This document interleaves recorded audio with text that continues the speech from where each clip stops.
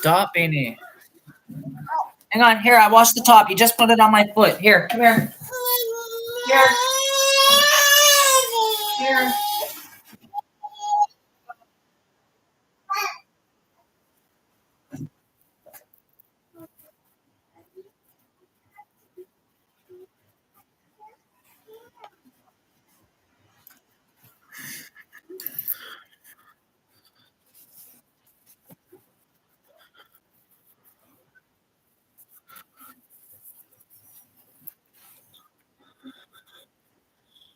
My name's Amy Sanderson, and my friends, the Mickelson twins here, became multimillionaires in their 20s, not by winning the lottery, but by taking advantage of Audible uploads.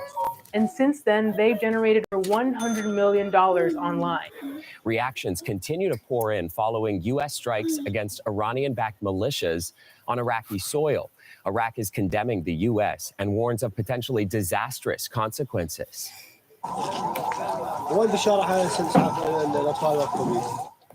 This video shows the aftermath of an attack in Iraq. The U.S. launched major strikes on more than 85 targets there and in Syria. The attacks are in retaliation to last weekend's attack in Jordan that killed 3 U.S. troops. U.S. President Joe Biden's defense secretary vowed, quote, "This is the start of our response." Now, for more on all this, let's turn to CBC's Chris Reyes at UN headquarters in New York. Chris, always good to see you. What more do we know about this? Hi, Chris. Well, a few things are unfolding this morning following those strikes last night. An official statement from the Iraqi government claiming that 16 people were killed, that residential buildings were damaged. The U.S. envoy in Baghdad has been summoned by the Iraqi Foreign Ministry to deliver a note of protest against the attack. Syria's government has also responded on social media, calling the strikes a dangerous escalation. Both countries are pointing the finger at the U.S. for inflaming conflict and violating their sovereignty. Now, on the part of the U.S., Chris, a bit quieter today after a flurry of official statements last night.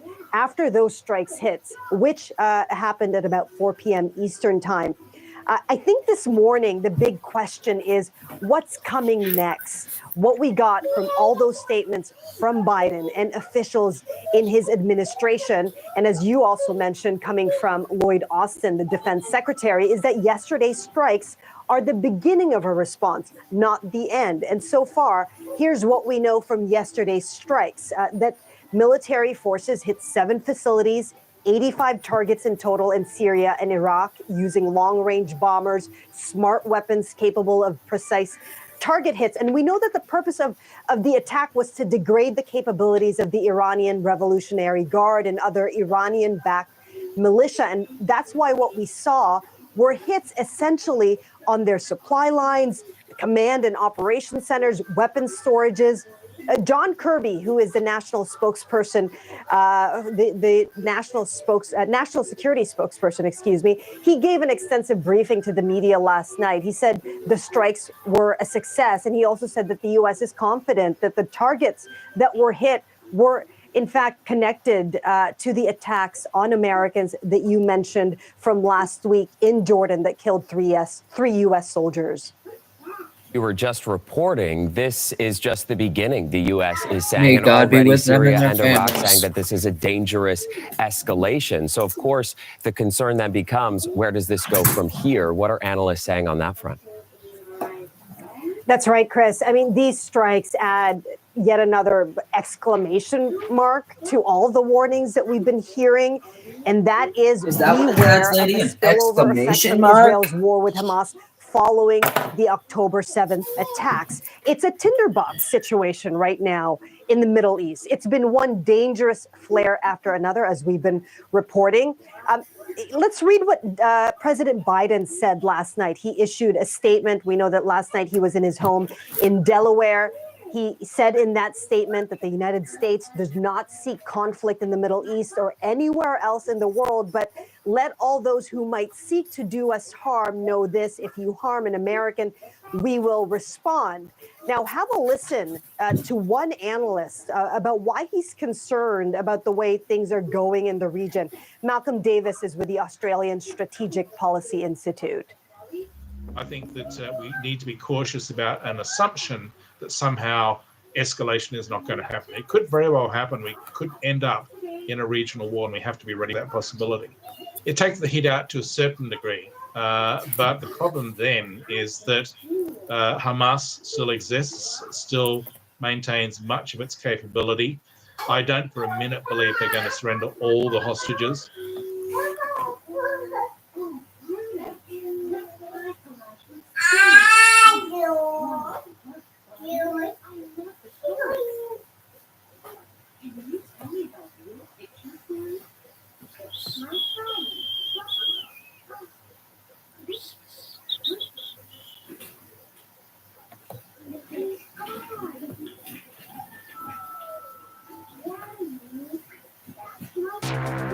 Eve to me is basically freedom. It's a giant open universe where you. Well, as the first anniversary of Russia's invasion approaches this Friday, fierce fighting is continuing in the east of the country. Russian forces are stepping up their assault on the city of Bakhmut, which they've been trying to capture for more than 6 months now. Vladimir Putin appears to be pushing for some kind of victory before this week's anniversary. Well, just look at this map. It shows the latest Russian positions there in red, and their troops advance towards Bakhmut. President Zelensky says the defense of the city would continue, but not at any.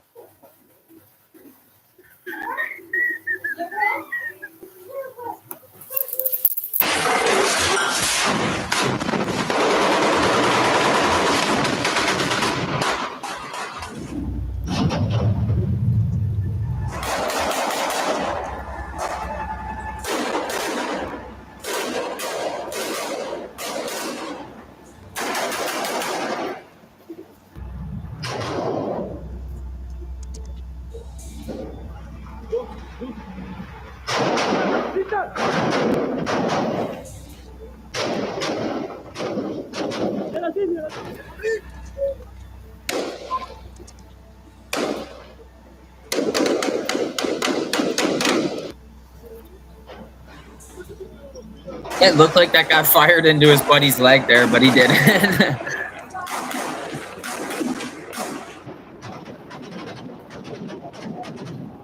Yeah, there. This guy's got a fucking javelin. Watch this fucking missile come out. Watch this. Yeah.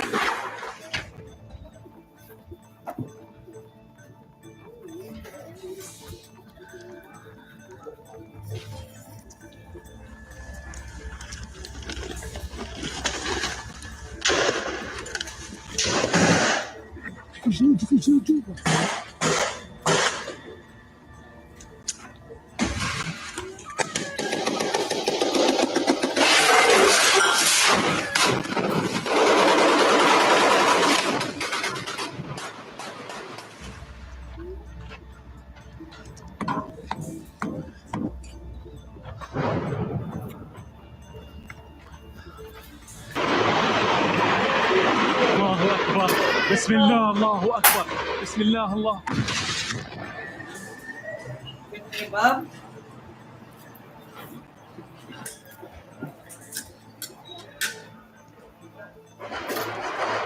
יש לנו פה קלאץ' רוסי, עוד קלאץ' רוסי וקלאץ' סיני.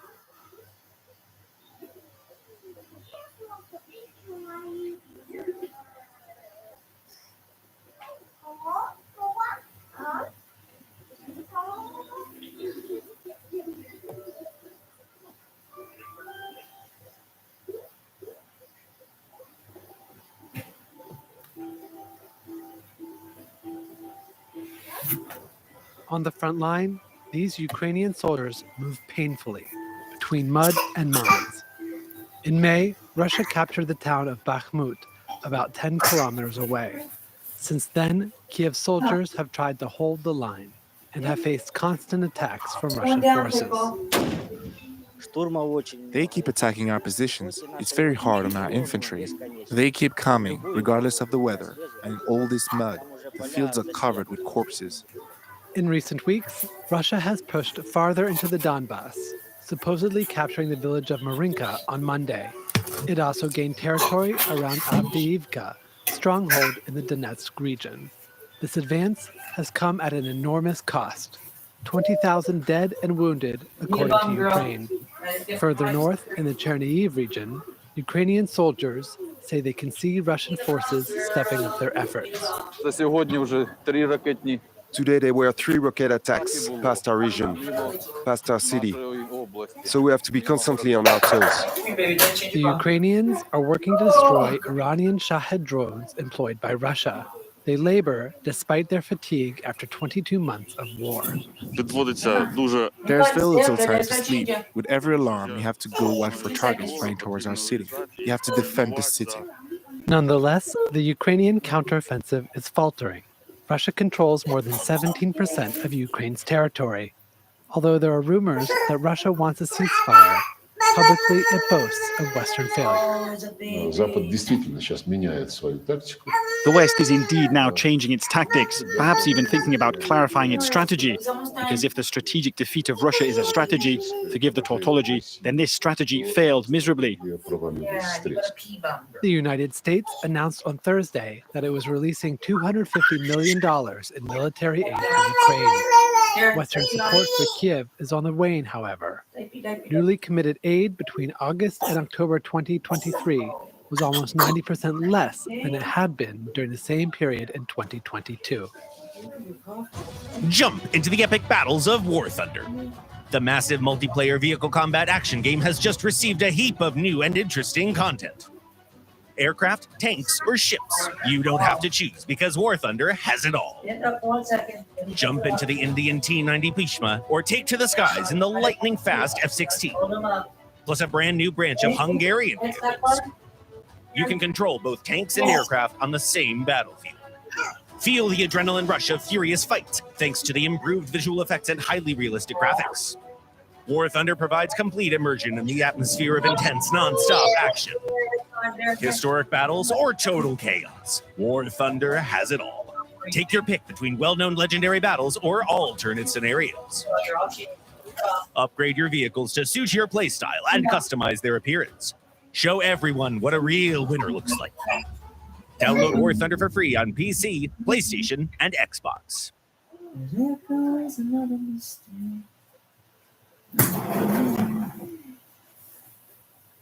We all believe in the possibilities of tomorrow. And at Easy Financial, we're here to help you every step of the way. If the banks aren't an option, we can help get you approved for a loan in as little as 10 minutes. And with our personal, home equity, and auto loans, you can choose the loan that's right for you, so you can start rebuilding your credit for a better tomorrow. Apply today without affecting your credit score at easyfinancial.com and find out how much you can qualify for. Easy Financial, better tomorrows.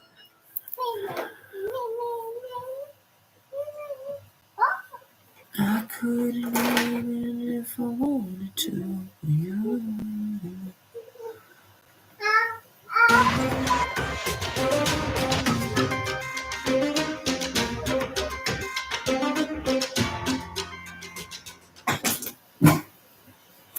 Maxim avoids going out these days. I live in a permanent state of stress and anxiety, monitoring Telegram channels to work out how I can get from A to B without getting drafted.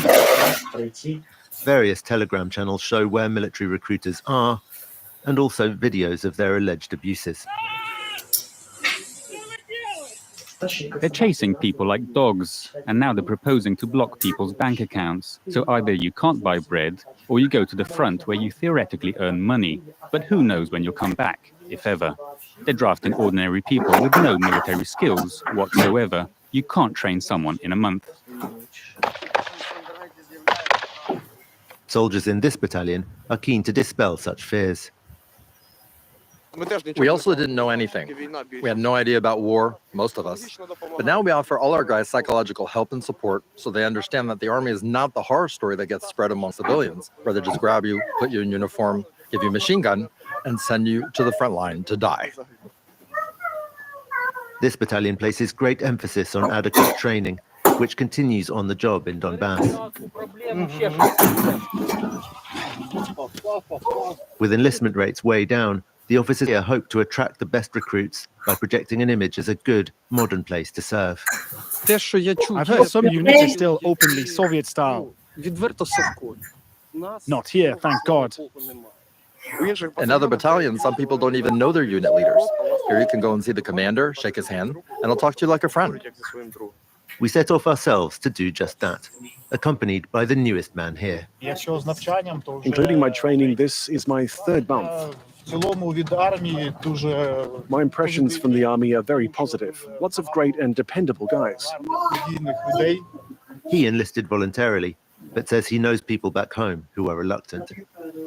Those videos where you see draft officers shoving people into their vans by force, they're not very good for the mobilization process. When ordinary guys see that, they get even more afraid. We started a recruiting campaign to encourage people to join us by choice. We want to attract those who are joining the army of their own free will. But mobilization is also necessary. If someone doesn't know what he wants, yes, compulsory mobilization is unavoidable. I put it to him that some people seem pretty clear that they don't want to serve, like Maxim, whom we met in Kyiv. In the end, he'll be ashamed. We're going to win. We will win, peace will come, and as for him... Yet as Ukraine struggles to pass a law aimed at drafting more men, the attitude of people like Maxim has found some advocates in parliament. We cannot have repressive forced mobilization in Ukraine. People will enlist, but they must have proper training. And in the meantime, only those already competent to handle weapons, that is, law enforcement officers, can urgently replace those who need rotation. Yulia Tymoshenko may not be the popular leader she once was, but she's not alone. Numerous politicians have taken similar stances, much to the frustration of Roman Lozinski, an MP who's also serving in the army himself. Every time I come back to Kyiv, I hear these discussions. How about we talk it over another month? Ukraine is fighting a war of independence. There are no simple solutions, like sending more police officers or prosecutors to the front. Plenty of police are already fighting. We can't afford to play political games or compete for popularity ratings with something like this. Meanwhile, across town, Oksana's husband Andriy is on the front line. Their baby is due in March.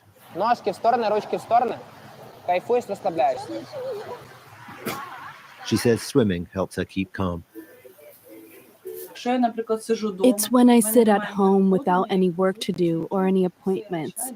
That's when the bad thoughts come. It's a girl. We'll call her Mariana. Andriy hasn't seen me pregnant, only on video. The couple manage to speak most days, but the news is not always reassuring. Офігеть, на що ти мені таке розказуєш? Я ж починаю нервничати. And the phone has its limits. Навіть ті ж пологи, я хочу, щоб ми... I would like us to be together for the birth, but they won't give him permission. We haven't seen each other since the summer. They won't even let him come up for a weekend, because they haven't got enough people. Andriy's unit is fighting in the Bakhmut area. When I go on a mission, I call and say I'll be offline for 2 or 3 days. And she, for those 2 or 3 days, can barely sit still. So the question of mobilization is absolutely crucial. It's time for society to realize this. So get your thoughts together, guys, and help us out here because it's tough. Most Ukrainian soldiers have had fewer than 10 days leave in the past year. With 7 shifts, it's easier than ever to publish and manage staff schedules. Your staff can use the free 7 Shifts app to clock in and see their tasks for the day, so everyone can hit the ground running. It's also simple for your staff to swap shifts. Stay in touch. The International Monetary Fund predicts strong growth for Russia's economy this year. That's despite sanctions imposed for the invasion of Ukraine. European nations trail well behind Russia in the IMF forecast. So what's behind these figures? Do sanctions actually work? This is Inside Story.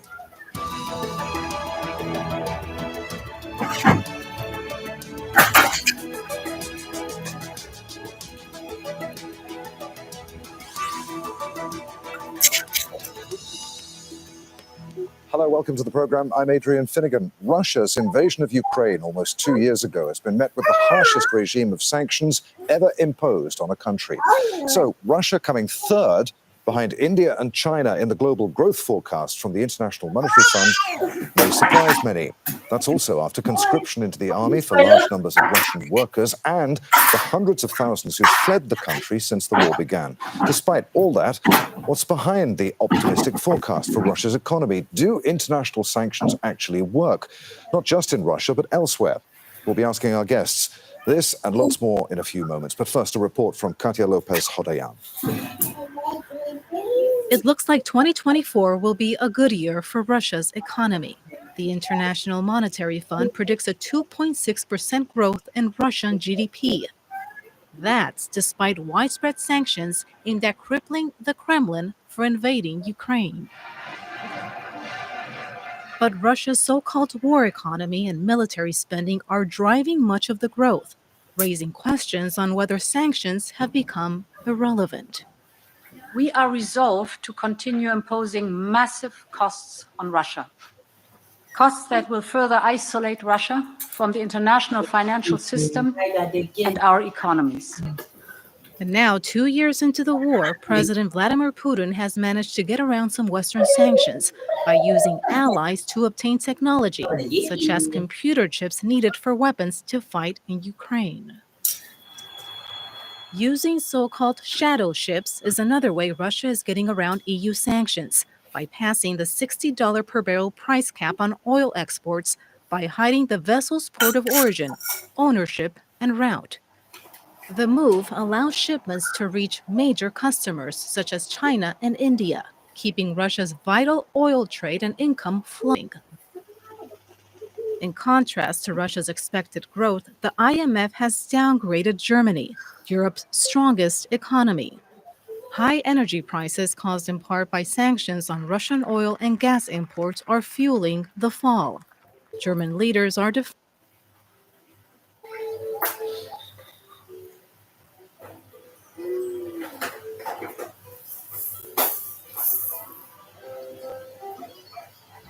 How do you take 20,000 children in the middle of New York City without anybody seeing?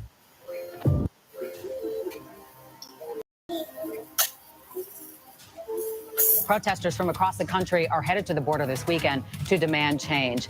The question that has haunted me is, why don't they come legally? And it's not only the question that haunts me, it's the answer. Because there is not a legal pathway for so many people to enter this country. The Take Our Border Back protesters say more needs to be done to secure the border, which is why they're rallying this weekend. SB4, the consequences of it are so extreme that the people being smuggled by the cartels, they will not want to be coming into the state of Texas. The president is the one who has taken action to deal with this, while House Republicans do not. I think they're doing the absolute right thing by standing their ground. They have every right to defend the sovereignty of their state. Protesters from across the country are headed to the border this weekend to demand change. Hey, Don. Well, these people are called Take Back Our Border. They are a group of Americans from all across the country that oppose illegal immigration. They plan to rally in 3 different places: Texas, Arizona, and California.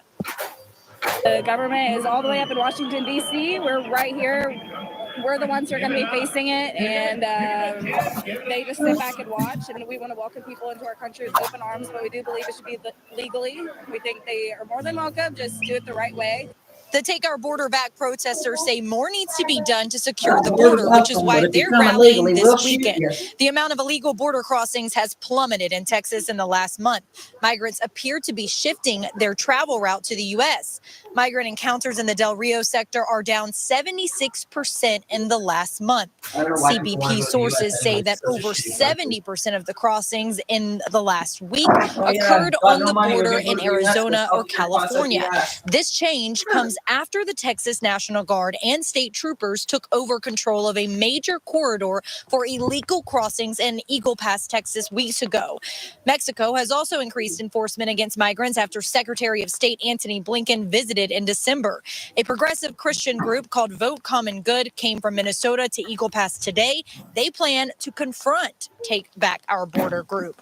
So Shelby Park, as we know, in Eagle Pass has been the site of recent controversy between Texas state and the federal law enforcement. So last week, the U.S. Supreme Court ruled that Texas can't block federal agents from the border in Shelby Park. So looking ahead to this weekend, Governor Greg Abbott will be in Shelby Park in Eagle Pass on Sunday with 14 other governors to talk about the current border crisis. The governor is expected to give an update on Operation Lone Star and border policies. In the middle of the border crisis, the U.S. economy shows signs of concern ahead. There is always a wall of worry as to what can go wrong that might derail the economic recovery. The real question is how high that wall might be. Unfortunately, as we enter 2024, there are financial system, external economic, and geopolitical reasons to think that the worry wall is presently unusually high. At the beginning of 2022, the U.S. Federal Reserve's shift to an aggressive cycle of interest rate hikes to regain inflation control contributed to the failure of First Republic Bank and Silicon Valley Bank, the second and third largest U.S. bank failures on record. The Fed's rate increases reduced the value of the bank's large treasury bond portfolios. So why is North Dakota standing with Texas? Well, we've been standing with Texas long before this latest skirmish with the Biden administration. This is clearly Governor Abbott's on the right path here under Joe Biden. I mean, it's been a complete disaster. It's not just the fact that in December, the numbers you just reported, that's equivalent to the city of every man, woman, and child in New Orleans came into the United States illegally in December. But you add up under his administration, we've blown through the 8 million mark. That's every man, woman, and child in Maine, Vermont, New Hampshire, Rhode Island, Joe Biden's home state of Delaware, throw in Montana. That's how you get to 8 million. And then you throw on 300,000 overdose deaths, 6 Vietnam's worth of deaths during the time that Joe Biden's been president. We do have a mass invasion. We do have mass casualties. The states created the federal government, not the other way around. And we have a national security crisis. The Biden administration is failing to do their job, so states need to step up. I think they're doing the absolute right thing by standing their ground. They have every right to defend the sovereignty of their state. And yes, we've seen massive numbers of people flooding New York City. We've seen crime, drugs, all that stuff is very significant, but it's also a fundamental issue. A country has borders. If you don't have a border, you are not a country. Here with more, Texas Governor Greg Abbott. Governor, first, I applaud your efforts. You've been on this show many times. You've tried convoys. You have done everything humanly possible. So your state, with its constitutional right, has put up the razor wire. They take you to court on that. And now they set up a confrontation between your National Guard and federal border troops. Now, I don't think either side of that equation wants to be enemies. They're all on the same side, aren't they? They are, and as you pointed out, and as Border Patrol Council and Border Patrol members have made clear to Texas and to myself, they want to have nothing to do with regard to tearing down that razor wire or tearing down the barriers that Texas has erected for one simple reason, and that's because they are working. Border Patrol says that what Texas has done to secure the border actually makes their job even easier. The only resistance we're facing is coming from Joe Biden. Know this, Sean, and that is Joe Biden is in violation of federal law that already exists. For one, he is not living up to his duty to deny illegal entry across the border. Instead, he's aiding that illegal entry. The second thing is he's not, once people do cross the border, he is not detaining them as he's required by law. Instead, he's giving mass parole across the country. Because Joe Biden is not enforcing the federal immigration laws, that gives Texas the right under that Article 1, Section 10 of the Constitution to defend ourselves from imminent harm. Well, you guys wanted or Trump from out. invasion. You wanted Biden. So Texas Now you has guys got what every you want. constitutional right in this case. And I believe when the sun sets on this, Texas will be vindicated and the Constitution will be strengthened. Here, what's standing up for you? Sometimes, the only thing more difficult than running a business is finding the right words to market it. Lucky for you, our new AI content generator doesn't sweat words. Just tell it what you want to create, enter a few details, click generate content, and in just seconds, it'll give you options to build from or leave as is. Writer's block? Not anymore. With artificial intelligence doing the wordsmithing for you, you can craft the perfect message in the blink of an AI. Here you go. Some cheesies.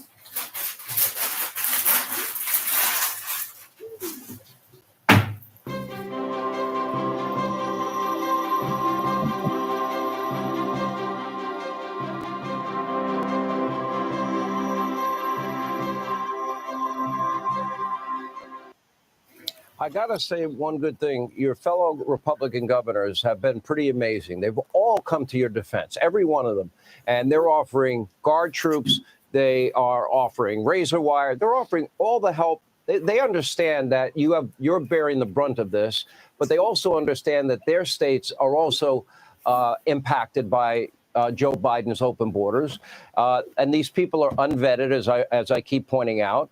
And now Joe Biden's being encouraged to federalize your National Guard, your state guard. What happens if he tries that? What if that happens? If he tries to do that, well, first of all, as you know, this is the number one issue in America. Americans want a secure border. If Joe Biden federalizes our National Guard, that would be the biggest political blunder that he could make. And that's why I think he will not do it. That said, of course, I am prepared in the event that they do make such a blunder to make sure that Texas will be able to continue to secure our border. You've heard from these former retired FBI, people in the upper echelon of the FBI warning that this is an invasion, warning that a lot of these people are, men that are of age that they could wage war on the country. What are the odds that from these countries that they're coming from that? Well, so Sean, what you just said taps into the words in Article 1, Section 10, Clause 3, where it talks about imminent danger.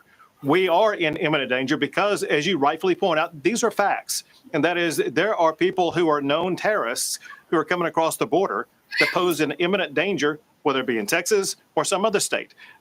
Because Biden is not doing his job, that fully authorizes the state of Texas to protect our state and our country from that imminent danger. Yeah. Governor, I applaud what you're doing. It's unfair that Texas has to go through this. I am glad that your fellow Republican governors have all stepped up and they're offering you assistance in any way they can. That speaks volumes about them. I hope the United States Sean, Senate if Republicans. I could, let me just say, say thank you to my fellow governors. Half of America now is standing against the Biden administration, also more than a majority of all the attorneys general across the country. Biden is not taking on Texas. Biden is taking on the United States of America. You've done a great job, Governor, under very difficult circumstances, and everybody's pulling for you down there. Hang in there. What if you could make a couple extra $1,000 a month using one little app on your phone? Well, I want to show you what it is and how to do it. So this is the app right here, guys. It's the Facebook app. And did you know that while most people are using Facebook to see what their friends are doing or just chatting back and forth, myself and the students I've taught this to are using Facebook to make thousands of dollars per month.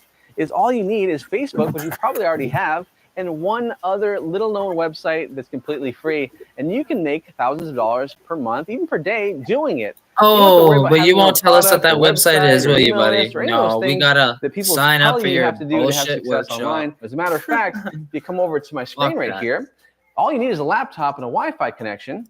And when you follow the system, you can have access, just like Chad's doing. So Chad is a full-time police officer, but even though he's full-time, he's making an extra $2,000 per week, $2,000 per week, $10,000, $11,000 per week. And this is why I get so excited about this, because just imagine an extra couple $1,000s a week or $11,000 a week like Chad is doing. Do you think that would change This is Fronton Island, located right on the Texas border with Mexico. Local law enforcement call it the single most dangerous point in the region. For years, cartel gunmen have used it to traffic illicit substances, weapons, and people. Just as the sun was rising on October 9th, 2023, dozens of Texas Rangers locked and loaded their M4s, donned their body armor, then jumped into a convoy of ATVs. Then they pushed south into the island. 3 bomb squad teams were standing by, prepared to remove any explosives the Rangers might find. This is because the poor visibility in the dense foliage on the island has led to it becoming a stash site for drugs, duffel bags filled with assault rifles, and even improvised explosive devices. This mission to retake the island from the cartel is probably one of the strangest in recent memory, and it sounds like it's straight out of a badass Chuck Norris fever dream. But Texas officers weren't working alone. They worked in cooperation with Mexican federales, who established a security zone on the far side of the border. Teamwork makes the dream work. The primary goal was to seize a series of small structures on the island. The building had actually been marked with Gulf cartel markings using spray paint. This recent surveillance footage from the island showed armed cartel patrols crossing into the United States, as well as warehouses on the far side of the river marked with cartel territory symbols, because corporate branding is more important than hiding your illegal operations, apparently. They were already covered in bullet holes from previous firefights between rival gangs. The invading officers were already briefed on the location of these buildings because from a strategic point of view, they were located at the island's highest elevation point. This made them perfect spots for sniper nests that had been used in the past. Even though the officers were prepared for a direct fight, they had been operating under incredibly strict rules of engagement. Rules of engagement, or ROE, are basically a set of guidelines that define what you can legally shoot at and not shoot at. The officers were previously briefed that accidentally firing at a friendly Mexican soldier could spark an international geopolitical incident. According to Texas officials, any return fire from Americans needed to be in strict self-defense, otherwise it would carry a possibility of being extradited and potentially prosecuted by the Mexican government. To get the best possible picture out of what they were walking into, Texas authorities sent in drones as reconnaissance, which scouted for any armed cartel personnel on the island. These assets also search for potential IEDs and traps. The reason this has become a matter of international tomfoolery is because the island only formed in 1926 after a channel of the Rio Grande River cut it off from the mainland. Since then, it's existed in a weird legal middle ground of international boundaries. It's a literal middle ground if you think about it. It's been seen as a kind of no man's land. Here's one thing you need to do before you buy anything online. Don't spend another dime on Amazon. Oh, they fired up my buddy. He's dead, but I can shoot back I can now. show you how to get the sweetest deals online when you shop from major retailers like Amazon and Target. You can drop prices automatically. I can show you how, but I can't do it for you. People are saving real money doing this. $160 million in the last year. Across thousands of different retailers, you'll immediately see this. See what I mean? You'll see better prices.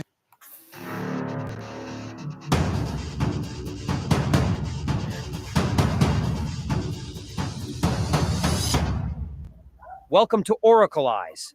The Russian occupation army is currently in a period of complete collapse following the recent offensives in Crimea and deep losses in Novomykhailivka. In the latest offensive, Russian forces tried a new strategy to bypass Vuhledar from the north by targeting Novomykhailivka. The battle for Novomykhailivka intensified as the Russians reached the outskirts. But with Russian forces lagging behind on the northern flank, success depended on breaking through from the south and cutting off Ukrainian supplies. Despite gaining some ground and preparing for the storm, the Russian advance was halted by the Ukrainian defense. The 79th Aircraft Brigade launched counterattacks, pushing the front line back 2 kilometers and forcing Russia to retreat to positions south of the swamp. The Ukrainian General Staff reported that in this attack alone, Russian forces lost 2 tanks and 7 armored fighting vehicles. In addition to material losses, the Russian occupation army is also known to have lost a large number of its personnel. This failed offensive emphasized the guiding influence of Ukrainian minefields on Russian movements and further exposed the incompetence of the Russian military command. Although the Kremlin has tried to hide its losses, the situation has become so obvious that every soldier in the Russian army is now aware that Moscow is leading them into an abyss. This massive crisis within the Moscow army is leading to Russian soldiers deserting or surrendering to Ukrainian forces. Today, there has been a dramatic development in the surrender issue, and a Russian commander has decided to surrender with his entire team to Ukrainian forces. The video of the Russian commander explaining his reasons for surrendering went viral on the social media platform X within minutes. It is known that the surrendered Russian commander is Robert Dmitry Viktorovich and was born on August 13, 1970. Viktorovich, the commander of the evacuation department and a senior sergeant, said that tonight he and his soldiers decided to end the war because for them it was a meaningless war. The Russian commander said that this war did not concern them in any way. Viktorovich said that let Putin take care of himself and leave us out of it. He said that he and the soldiers decided that they knew the way out and surrendered to Ukraine. Perhaps the most striking point in the commander's statement is that this war is no longer the business of Russian soldiers and Putin's pointless insistence. There was also a very critical study by the United States about this huge crisis within the Russian army. This study focused in detail on the current state of the Russian army.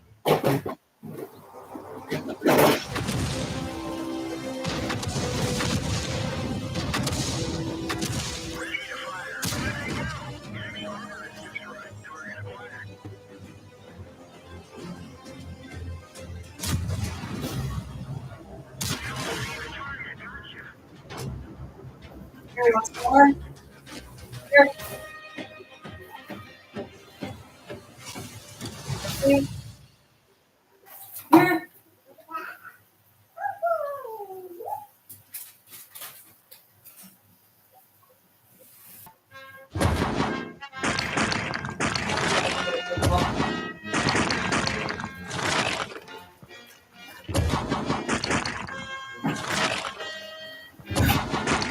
Love you.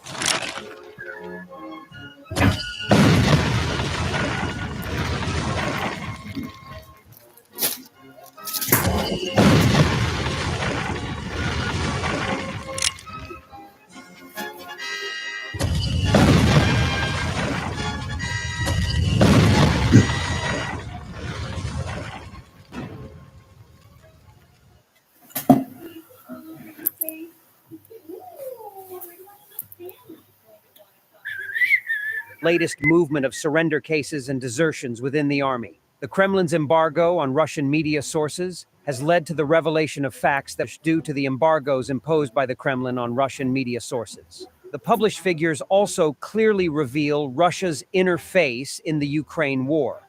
The reason why the Russian army has become like this surprises all those who hear it. How Kiev exploited the openings in Russian leader Vladimir Putin's army and how they turned this situation to their advantage is a new example in the history of world wars. In this process, Kiev, like Moscow, did not focus directly on media resources. Instead, the Kiev government was much more lenient than the Kremlin, even with Russians who did not want to fight. Over time, this led to major disintegration in the Russian army. Little baby hairs out of my Here beard. is the unknown face of the war. It's because I cuddle her up. The to my latest beard. disasters within the Russian army have been proven by the latest critical and official update released by the United States. Lieutenant General Jonathan Braga, head of the U.S. Army Special Operations Command, right, let's get into the stated thick that of it. Ukraine removed 17,000 Russians from the battlefield without firing a single shot. The main reason for Ukraine's ability to ensure the desertion of so many Russian soldiers without firing a single shot was characterized as a completely precise information operation.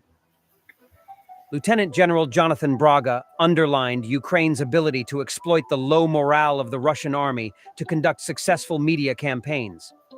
Ukraine's messaging efforts have therefore become an important tool in persuading thousands of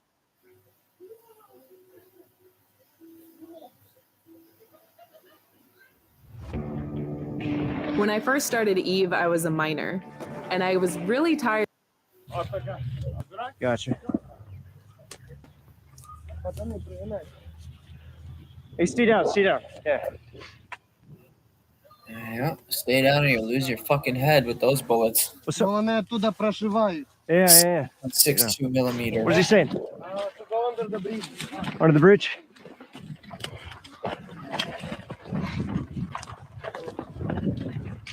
This guy looks like he's got a fucking M60. You got this one ready? Yeah. Should we fully prep them? He's got a law there. We got artillery. We should probably not be Anti-tank weapon. the same spot, yeah. Yeah, if they hit the bridge, it's gonna go right through the bridge. Not you're dead anyway. All that fucking concrete on top. Yeah. Shit. Well, I guess it's better than being out in the open, now, right?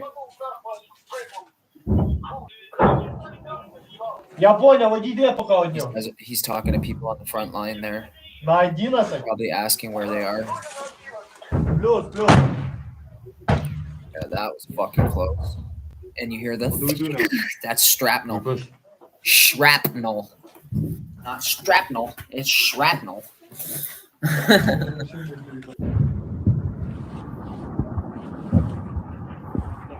that grad? Fuck is that?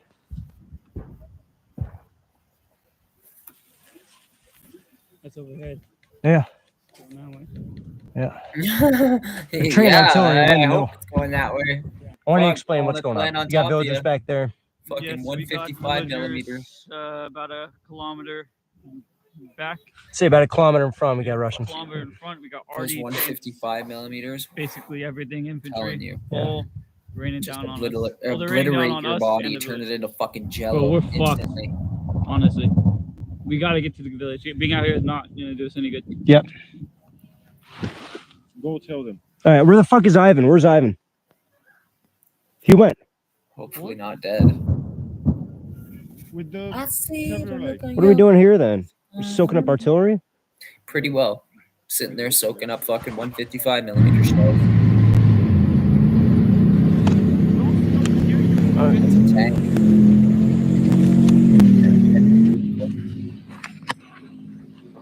Gotta get that law in your fucking hand, buddy. Yep. Go where? Inside. Gotcha. Look how packed the little car is. They're using that for They're using that for a fucking personnel carrier. That's crazy to use a fucking Here.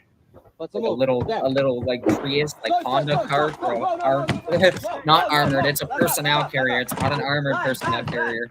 Those bullets will go through that like butter. You won't even have a chance. Давай, kurwa, ебан. Oh, get that. Oh. No. Давай. We wait for the other cowboy. Let's go. Oh man, it's fresh, dude. Fucking fresh. Fresh already. Куда, Тарас? Пап, пидорасов хуярить едем, пацаны. What's up? We're gonna go kill him. Kill who? Rush? Fucking Краша едет. Kevin, just stay right there. Yeah.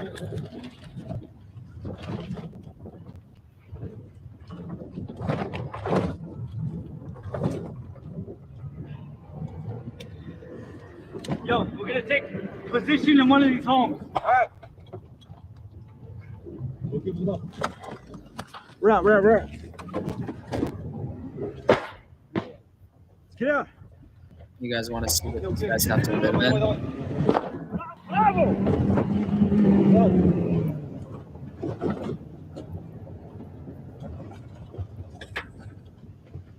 Bravo! Goodbye.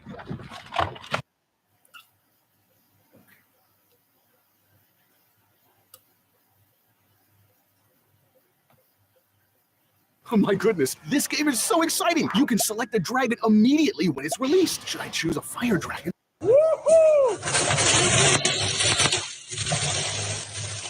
That's all rats. Come out. Look, he's just kicking them dead. That's a lot of rats in this fucking thing.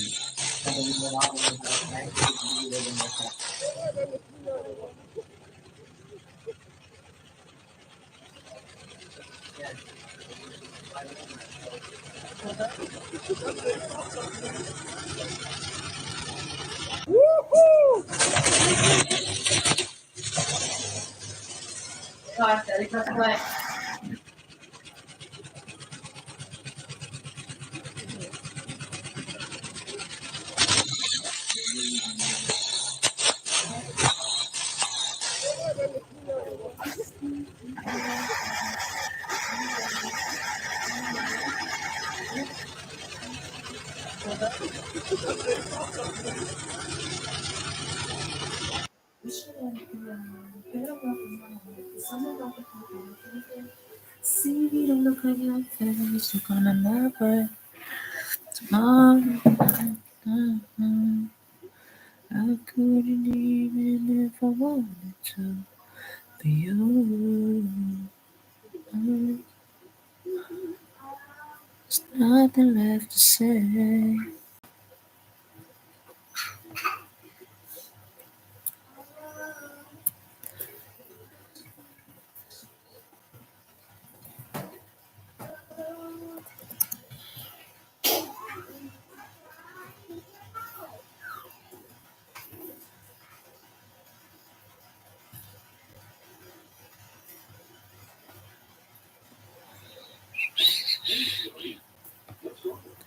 Temporarily, at least, quite quickly, and that's exactly what is intended to happen. The first troops coming from the south will go across the Tigris River to West Mosul. Thousands upon... The focus of attention now is across the Tigris River to West Mosul. Thousands upon thousands of civilians still live here, but this is the redoubt of Islamic State, where they will use the myriad of streets and alleyways to fight to the death. It is their last stand in Iraq. And the video you're about to see illustrates the type of people the Iraqi special forces are fighting.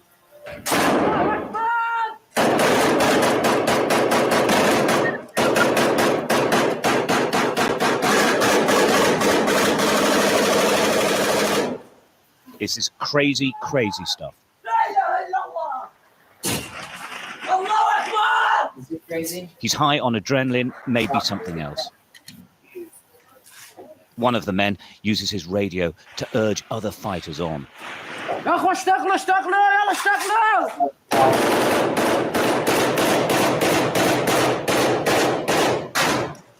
They're putting so many rounds down, his weapon becomes super hot.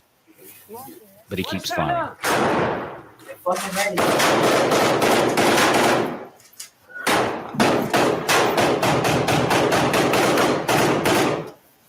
We don't know what happens later. They probably died here. Yeah. You think? We believe this little boy filmed the firefight. Dressed in military fatigues, he appears on the same tape. He's singing a song of going to war and killing people and defending the Islamic State. It is horrendously sad. We don't know where he is. It all took place here, the university. Special Forces found the camera and passed it to us. It was the headquarters of IS in Mosul. It's destroyed now. The Iraqis say the buildings were set alight by Islamic State. Some are likely to have escaped this way, to a bridge over the river. It's now a scary no man's land. Rockets and mortars whistle overhead in both directions. Securing the bridges will be the key to taking the West. All of the bridges that cross the Tigris River linking east and west have been dropped. But they've done it in such a way that actually they can be mended, temporarily at least, quite quickly. And that's exactly what is intended to happen. The first troops coming from the south will go along the west side of the river, get to the bridges and start making them work, and then others can come over. Sounds very easy. It isn't, of course. 100% of the time they will be under fire, not just from machine guns and RPGs, but also suicide bombers. The first convoy of Special Forces Humvees and trucks are now being withdrawn from inside the city in preparation for the move on the western banks of the Tigris. Commanders say they're confident of success. I think it's simple. Why? Because the Daesh lose many commanders and many fighters on this side, and many command and control is destroyed. For example, in the university, It's big command and control. And the other side is a small area. It's not big area. And many troops will start or begin in this side, this next step. The markets in Mosul are open again, a sign of the improving situation. The dressmaker works on his new collection for 2017. It's the first time in 2 years he hasn't made a dress that wasn't entirely black. Oreo cookie in your nose. Outside, he tells me it's nice to use colours again. And on a mannequin, they were banned as well, a clear sexual object, according to Islamic State. Banned as well, pretty colourful bangles and clothes. Now families are shopping again. Things are changing for certain, but the fighting here is far from over. The military is Live never a little, far away. motherfuckers. Stuart Ramsey, Sky News, Mosul. Fuck, imagine if they seen a girl in a fucking thong. Oh my god, stun her. Fuck off, buddy. Lick pouch. You filthy fuck.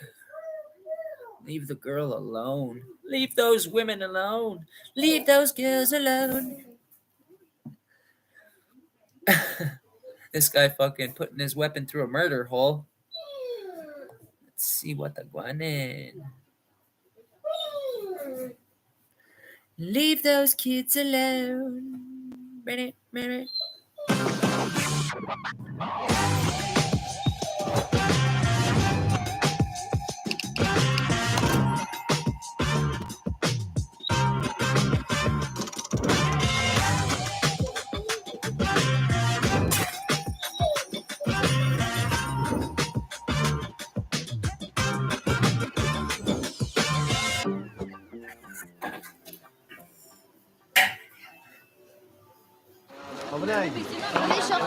Donne-moi ça, c'est trop lourd. Non, c'est bon. C'est pour bientôt. Nous allons libérer le Sinjar. Nous sommes très fiers de faire la guerre pour libérer notre territoire et notre peuple. Tu as quel âge? Qui? Moi? Ne pose pas cette question. 20 ans.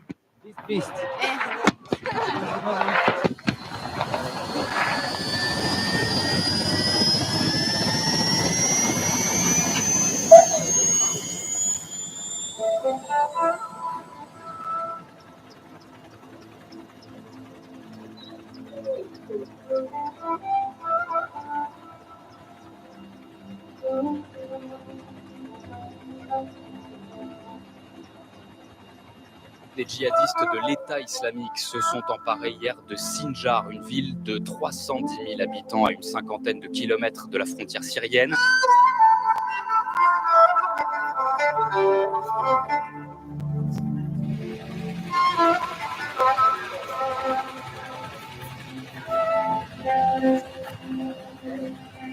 C'est la terreur qui règne désormais dans les villages kurdes du nord de l'Irak. L'État islamique continue ses exactions et massacres. L'ONU dénonce une tragédie humaine. 200 000 personnes ont dû fuir Sinjar en quelques heures.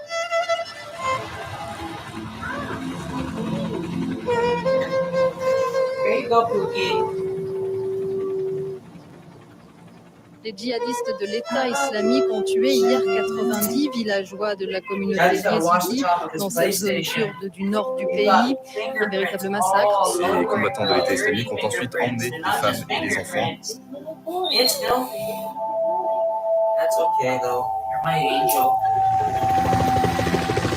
L'hélicoptère est le dernier lien qui relie le Sinjar au monde extérieur. Une ligne de vie très fragile. Depuis 7 jours, les conditions météo ne permettaient plus aux appareils de se poser. 7 jours, sans aucun ravitaillement. Nous sommes en décembre 2014, l'hiver approche et les réfugiés manquent de tout. Le Sinjar est une montagne qui se trouve au nord de l'Irak, près de la Syrie.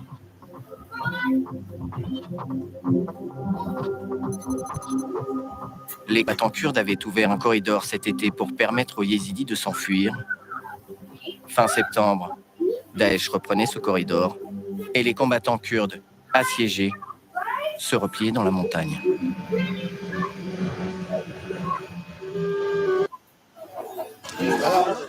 Locals offer tea to That's a big bunch of seaweed. I love this thing so much.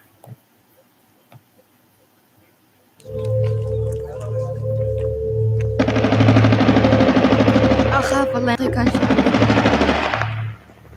أمور خاف أمور يا رب يسترك لا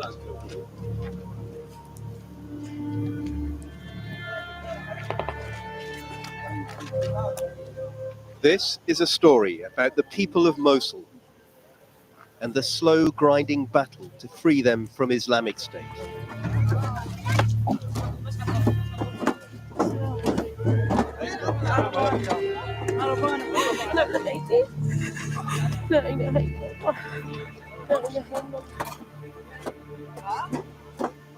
They are the overnight refugees, quietly fleeing the war and the 2.5 years endured under rule by caliphate.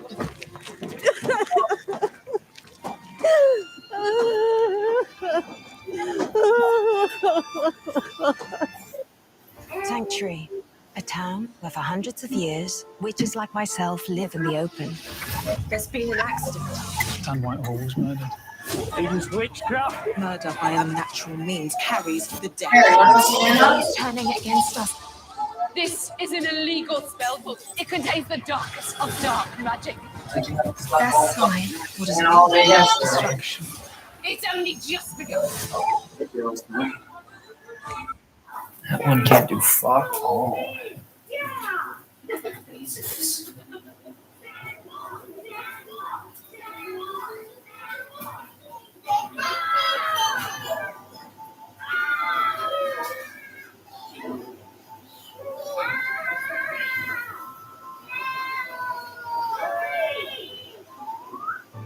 All right, so if you're living in Ontario and you owe more than $6,000, you could be about to save thousands of dollars by writing off up to 80% of what you owe if you just give me 1 minute of your time. That's right. So thanks to this Canadian government legislation, there are solutions available that can take your current monthly payments down to as little as $105. Whether you owe money to the CRA, credit cards, loans, store cards, old student loans, money to the bank, it doesn't really matter. There is help available for you that can literally change your life. Now, I know what you're thinking. This is too good to be true, right? Actually, it's not, and it's a completely legal and legislative Buddy, solution. shut the fuck up. Nobody cares. Eat a dick. Now wondering what comes next.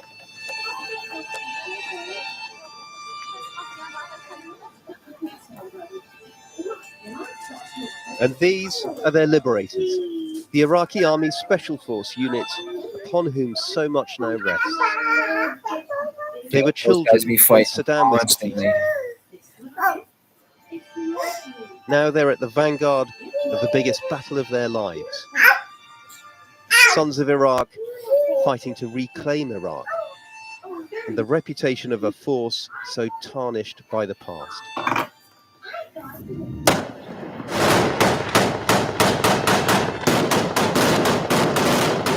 The army which once fled Mosul is back.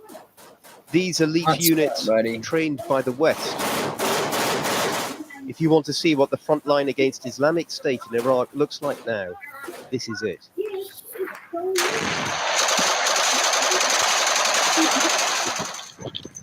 They've been here since October, going from house to house, forcing their way in, and always with the same question.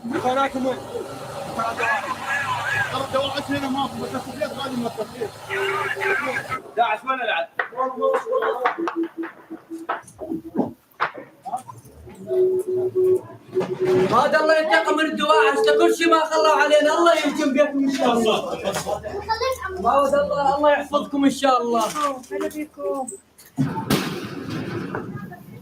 افتحوا الباب جيش عراقي جيش عراقي الله يحييكم لا تخافين يما لا تخافين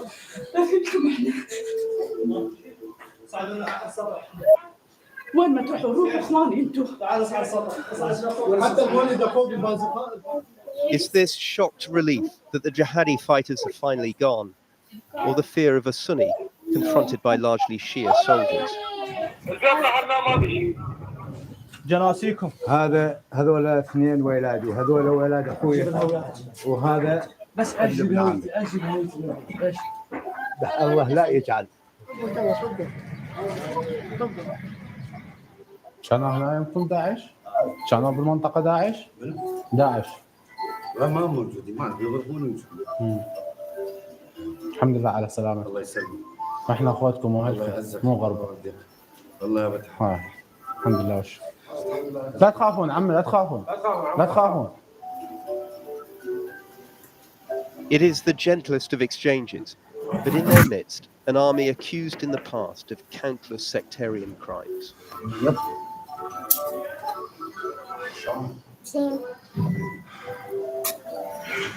زين هسه يعني زين ما عندي موس كل شيء لا موس ولا محكي طب جوا ولا حايه زين واحد جي ما يصير احنا ما نقبلها ولا حايه والله على شيء Danny's back in now, okay? From beard etiquette to the new rules of the road. Civilians can't use their cars. انا اروح قربانك وانت على راسي بس مو بيدي But as this Lieutenant Mohammed discovers, in Mosul, there are some rival negotiators. يا اخي لا خليني موقف معلش قدام الدنيا بس يا اخي مو بيدي انت بتفهمني بس هذا مو بيدي ايوه موس على الشارع يا اخي ممنوع لو بيدي خليك تطلع يا اخي قربانك يا امي والله نحن ترى مبهدلين مو بيدي يمه ما شفناه والله شفناك ما صدقنا والله بس انا مو بيدي ما صدقنا مو بيدي افتهميني الولاء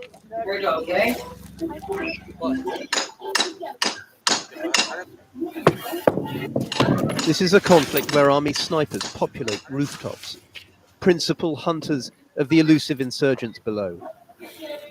28-year-old Mustafa, originally from Nasiriyah in southern Iraq, is his unit's sniper-in-chief.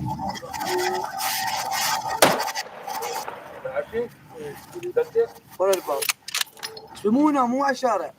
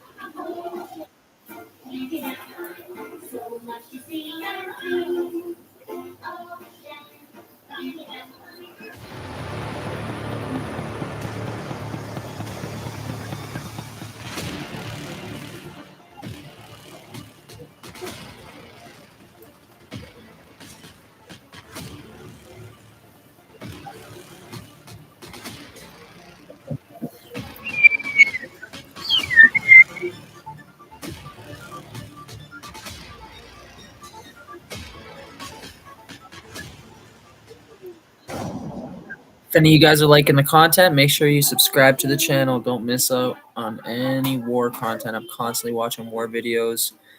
I love seeing what's going on in the world, the different conflicts. I like to know what's Identifying coming. insurgents from civilians poses a constant Don't think challenge. it'll just stay in these countries forever. It will come here eventually, guys.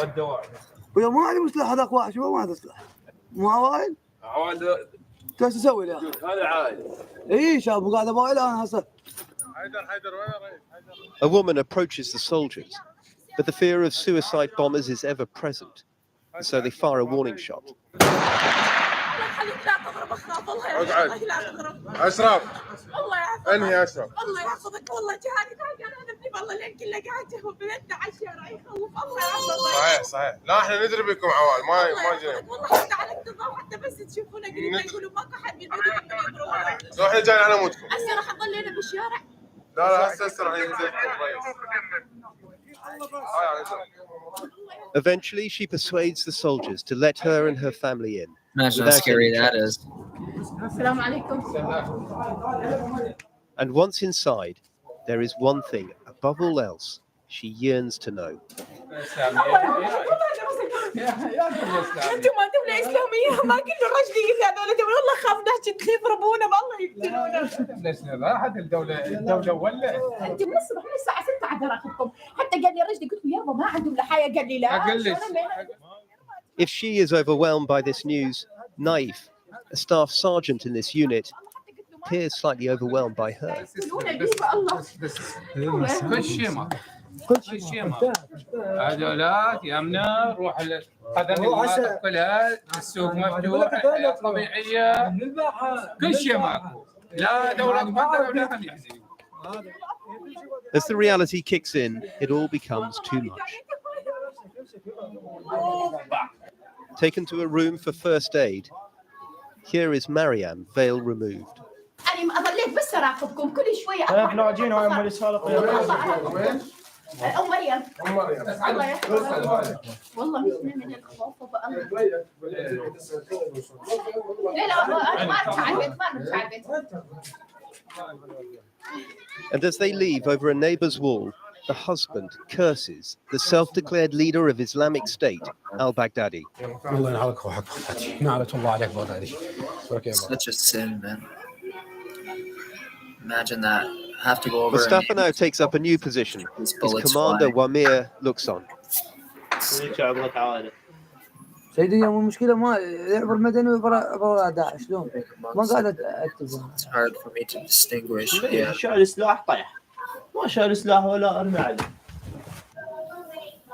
On this occasion, no shot is fired.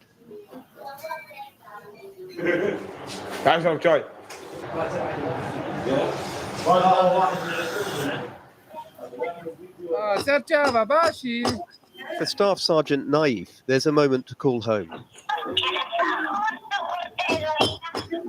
حبيبي متشغلين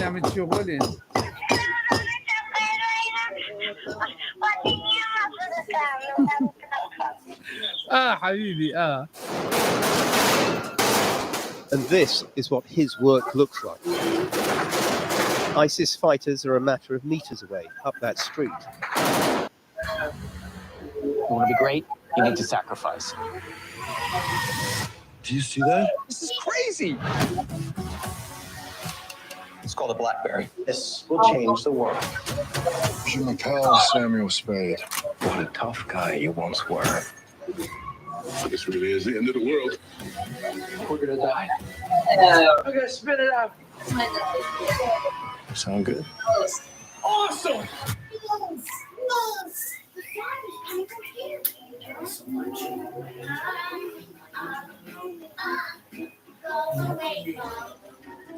Shopping online comes with digital threats, so turn on NordVPN. Steer clear of phishing websites and encrypt your online traffic. Get the deal now.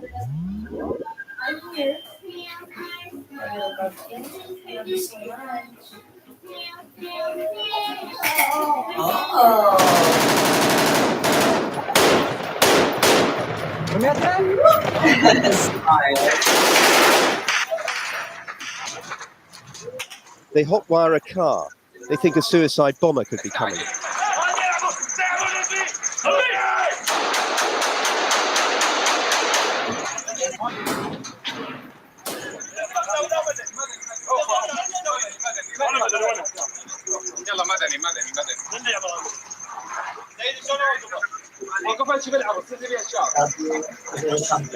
Clutch screeching, the white Toyota is taken down the road.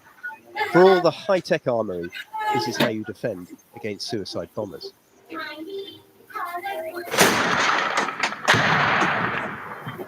Love you.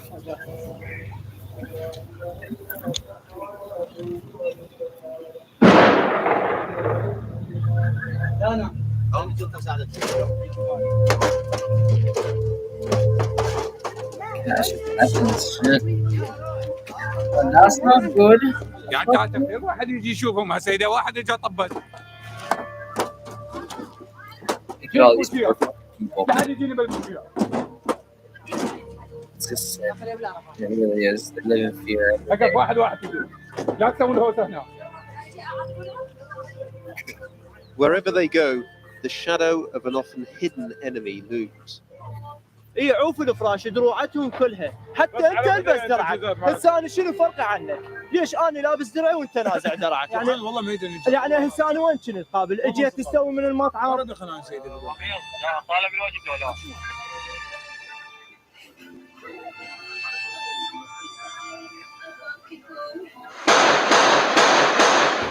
And this time the suicide bomber gets close. Very close. انفجرتنا من هاي ساكن اجت.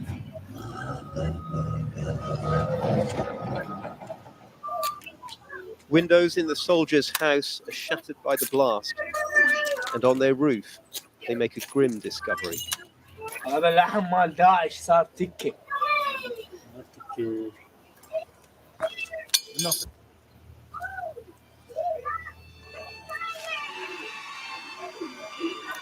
That's pieces of the guy.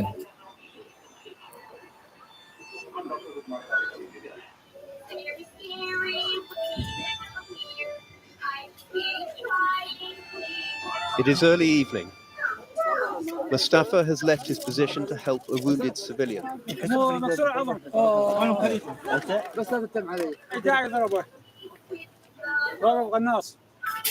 In one of Mosul's ubiquitous sniper alleys, all are in danger. علاوي تعال تم من شد خير ضربه بساعه حتى ودي في الدنيا المغرب ترى المستشفى ودوني وادي مفتاح عوادي 2 3 باندي فر العرب ولا فر اياها. Shia soldier helping Sunni civilian, جبنا مخده علاوي or just one Iraqi helping another. وين المخده؟ هذا شوف لو ما ادري مكان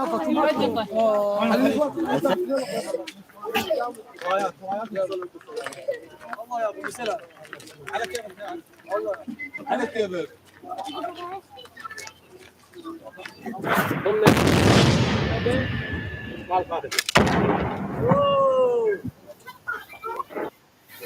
From her natural habitat, Effie gathers customer testimonials.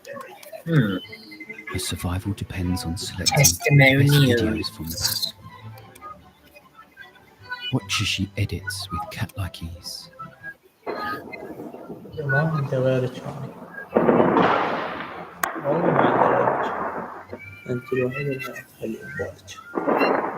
Street level intelligence is what he's gathered. He's talking to people down on the street.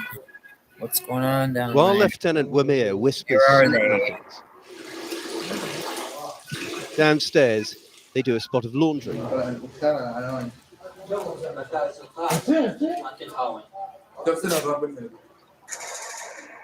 Some review the day's events. And for Mustafa the sniper, there's time for a brief massage. مو اصابعك تفرج هذا شعوبك.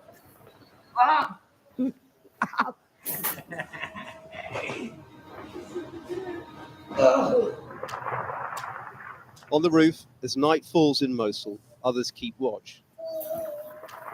This is also the time when Islamic State Radio, Radio Dula, likes to broadcast chat shows. This one advertising tomorrow's suicide bomber. ساعات أبو عمارة في هذه الحياة الدنيا الفانية قد باتت معدودة. يحاول أن يستغل تلك الساعات بتعليم إخوانه لكتاب الله، إخوانه الذين يسيرون على دربه، ولكنه اليوم يحمل هم أمة إسلامية بأكملها، يحمل هما لا تحمله الجبال الشاهقات. كان أبو عمارة عندما يشاهد ما قمنا بتصويره يبتسم ويقول: هل سأشاهد الإصدار وأنا في الجنة؟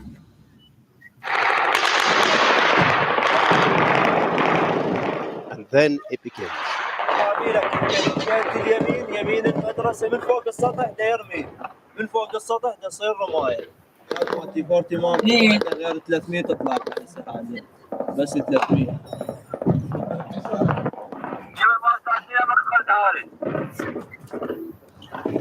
سيدي صحيح وانا عندي 400 هسه ما رمينا غير 100 الرماية كانت كلها على البيت.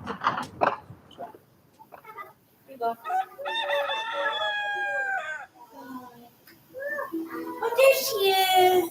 صارت المويه من هالبيت وهالبيت المناطق منهم. هاي مناطق العماير؟ صحيح رئيس. Where'd she go? There she is. والجامعة هاي تعرض. هاي صارت رماية. طبت علينا البحر خلتنا النص. هذا البيت اللي قدامنا ايش بيه؟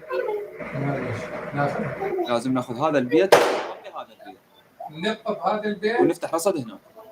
Where did he go? Where's that?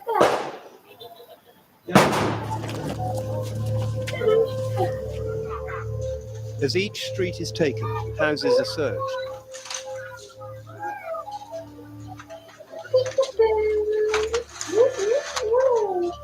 Nice. In this one, recently abandoned by militants, they discover radios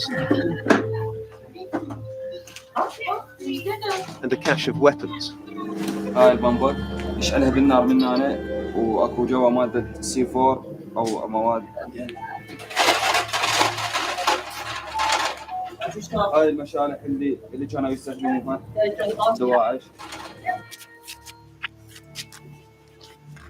For those suspected of fighting under the IS banner and the brutalities it brings, justice can be fast and at times rough. Some of these men were ultimately released, the fate of others unclear. But how to detect a jihadist in your midst? One clue, check for a recent trip to the barbers. شعر سوام زين ابو هذا زيان جديد. لا مقرطف والله ما لا سواكم زين يا هذا الولد هسه جيب لك اياه. زين عليك دقيقه صار لك بسجن 5 اشهر. والله دمروني والله خربوني من نهي والله. زين هاي الفلوس من جبت؟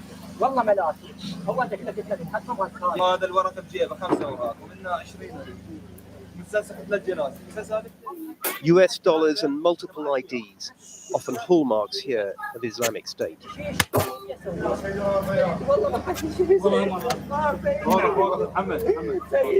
والله ما عندي شيء والله بطل الدواعش والله التليفون مالته فارغ تليفونه فارغ كل شيء لا مكالمات لا دنيا He was later handed over to their commanders. What happened next, we don't know. Anmar, first lieutenant, the only high-ranking Sunni soldier in this unit, understands the value of informal street-level intelligence gathering. هذا البيت كانوا 11 مو 11 لا شفتوهم وشفتوا تعاملهم. انا متاكد هم اكو بهم ترى طلعوا انا متاكد كل شيء. يعني هذا ما نعرفه يعني ما قرايب. انا نعرفه انت يقول بيت ابو ميسر والله صح. زعلوا ما كراكيب كلي لا مال داعش مال داعش وبالتنور الطيني الفوق عندهم بالسطح اوراق مال حسبه محسوبه. والله يا رجل والله الله بكانك فلا نعرف هسه علم الحاجه. As they edge deeper into Mosul, another street is taken. The soldiers relax.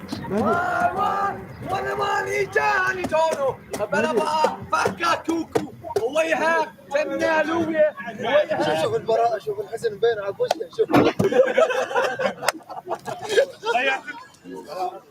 Locals offer tea to the soldiers. Moments of civility in a city immersed in war.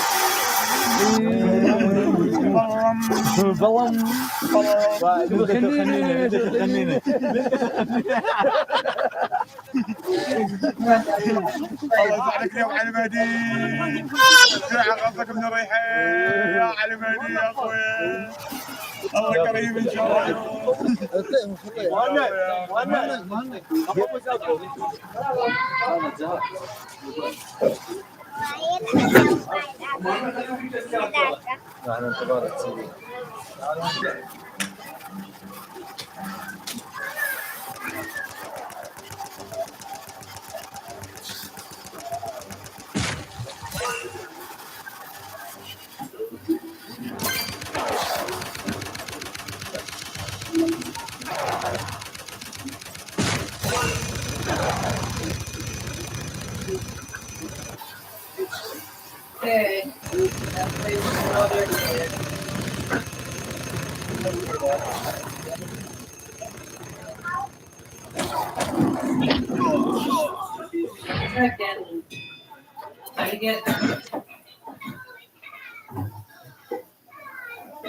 Oh,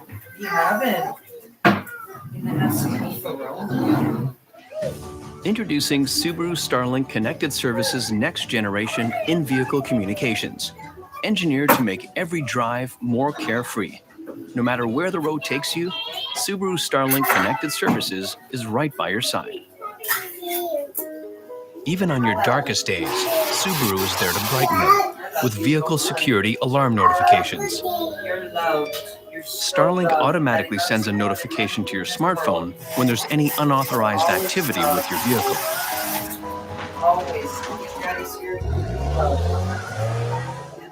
Thankfully, you also get stolen vehicle recovery service. First, you need to file a police report with local law enforcement. Next, use the phone number in the My Subaru app and you'll be connected to a representative who can help. Once they've verified the police report has been filed, they can activate the stolen vehicle recovery mode, once instructed to do so by police. This can identify the exact GPS location of the vehicle, fully immobilize it, and even flash the lights to help aid in the recovery of your stolen vehicle. Subaru Starlink Connected Services gives you the freedom to explore more, secure in the knowledge that you're better connected and better protected.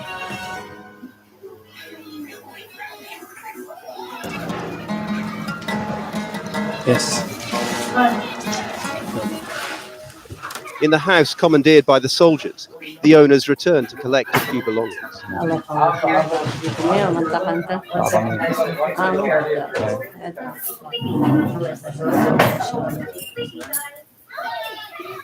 The soldiers, led by Anmar, apologize for the disruption. حجي انا ترى قلت له صح احتمال باكر عقب متحركين ترجعون هنا يعني قراركم ترجعون هنا فجأة ان شاء الله ان شاء الله هلا بيك مطور عديت قلت احنا بعد يومين متحركين ويرجعون هنا والله يا بلو ما انتم قاعدوا ما انتم الحمد لله اي الحمد لله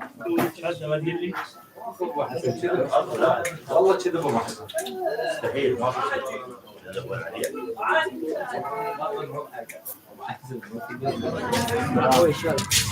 Outside, several civilians want to share with the unit accounts of life under ISIS. يعني اسمه جايين حزب الاسلام كان يجينا شيء موبايل يخبر ادام اخر فتره مشينا والجقاره قال يفوت جوله شوف على الكرفان يم جمع الزرق كرفان فوتني عليه جو جلد 25 وقال يجيب غرامه 50,000 يعني ما فتم احنا ما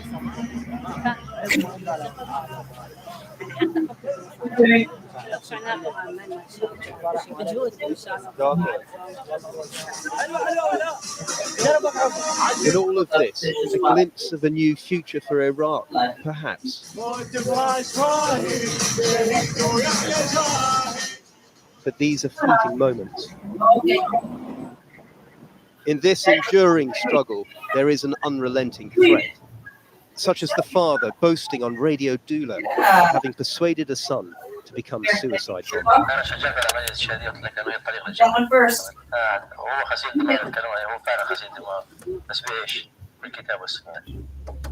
توجه رسالة إلى الآباء القاعدين على الجهاد. الله نصيحة لهم أول شيء اتقوا الله في أنفسهم. وكمان إن شاء الله يصير على الطريق بإذن الله.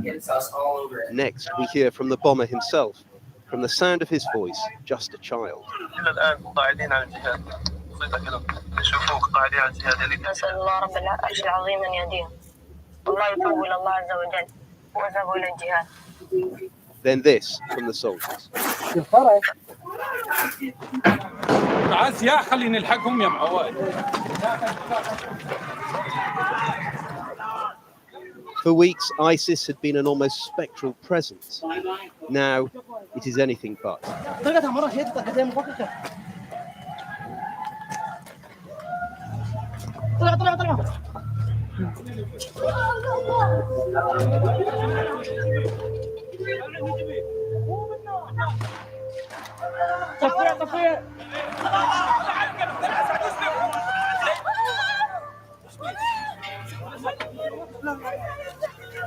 A suicide bomber has destroyed the unit's Humvee. There were no casualties this time, but there would be in the weeks following filming. Mustafa the sniper, shot in the arm. Mohaned, still in hospital recovering from gunshot wounds. And Mohammed, maimed by a booby-trap device in the recapture of Mosul University.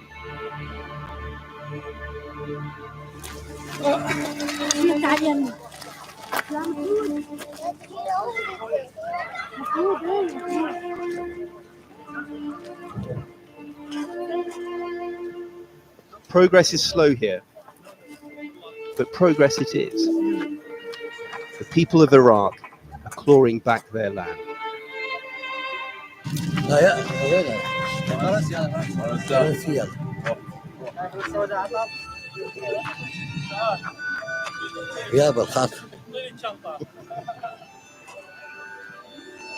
The battle for Mosul continues.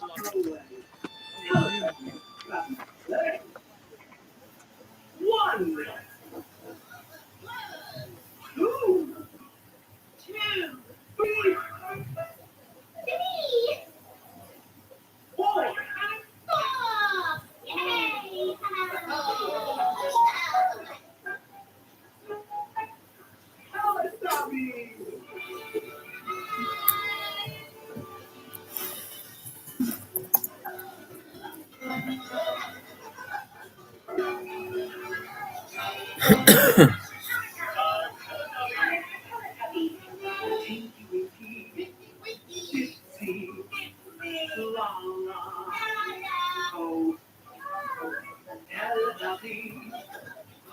At 2 Men and a Truck, we'll treat you and your belongings like we treat our own grandmas. Here we go.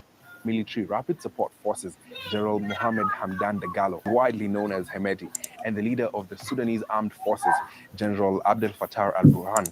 The two former friends could not agree on the direction the country should take, and the war broke out in April of 2023. So that's the background, but what is at stake? Let's start with Darfur. The region has recently seen some of the worst atrocities, with terrifying echoes of ethnic cleansing that happened 20 years ago. At the time, the Bashir government used Arab militia, collectively known as the Janjaweed, to brutally put down a rebellion by non-Arab groups. The Janjaweed militia was later transformed into the RSF. What many people fear are signs of wide-scale ethnic cleansing. People fear that genocide might be returning to Darfur as the Rapid Support Forces and their allied Arab militias appear to be in control of most of the region. But there is a danger that more armed groups may be drawn into the conflict, which would inevitably escalate the war. Some of the rebel groups that are threatening to depart from their position of neutrality are ethnically from the Zaghawa group, which is the dominant ethnic group in power in Chad. So many people fear that if Al-Fashir is attacked and these armed groups depart from their neutral position, that fight could involve Chad. You know stuff off you. It's everywhere. UN experts have expressed alarm at the escalation of violence in Sudan, particularly sexual violence committed primarily by the Rapid Support Forces. With so many forced to flee, including 3 million children, the humanitarian crisis in Sudan is deepening and spilling into neighboring countries. Obviously, 1.3 million people moving across the borders into Chad, Ethiopia, Eritrea, South Sudan, Central African Republic.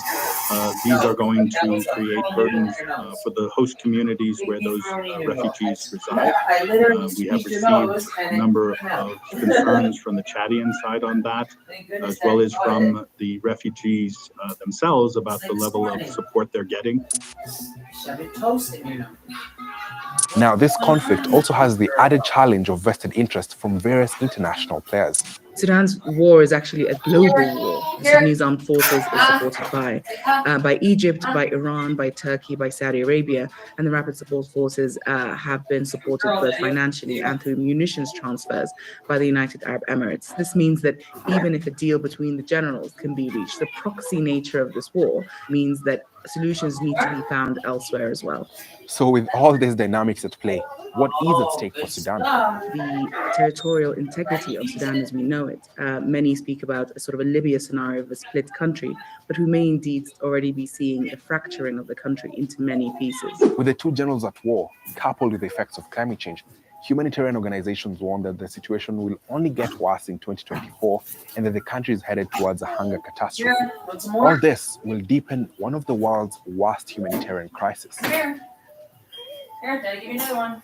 All the internet business gurus, they're going to hate me for this one. What if I gave you my business? I showed you the exact high ticket products I sell. I gave you the exact sales funnels I use. I gave you all the high converting sales media, meaning you don't need to film videos or make content. And I even gave you the exact ads I'm running and let you run them as your own. In as little as a few weeks from now, you could have a fully operational online business. Now, if you're not interested in running a freakishly profitable online business, skip this ad. If you do want to make real money from home or anywhere else in the world, you can click the link somewhere around this video and I will give you free access to a discovery process where I'll break down our exact business model that's responsible for over $700 million in sales. And I'm not talking about crypto or Forex or SMMA or even drop shipping or Shopify or Amazon. See, those things are either too risky or way oversaturated to really take advantage of. Maybe some of you know what I'm talking about. So if you want to just learn once and for all how to make a killing online and save yourself years of guesswork by just using already working offers,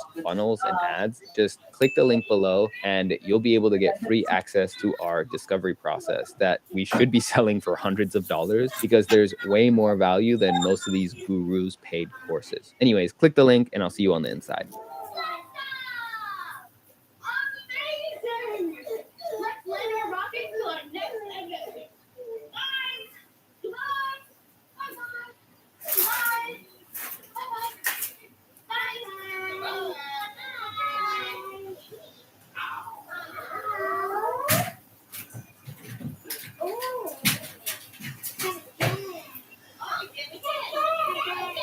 Here, one noodle. Here, noodle.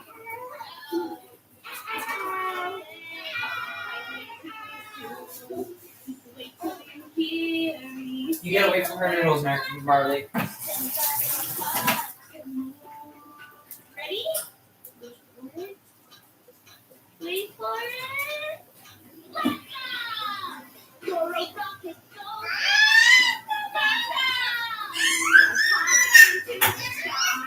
Oh. Here, I'm just wiping your hand. Done. There you go. You had to wipe your hands. You had spaghetti sauce all over you. Getting it all over the walls. Okay? Little bumskis.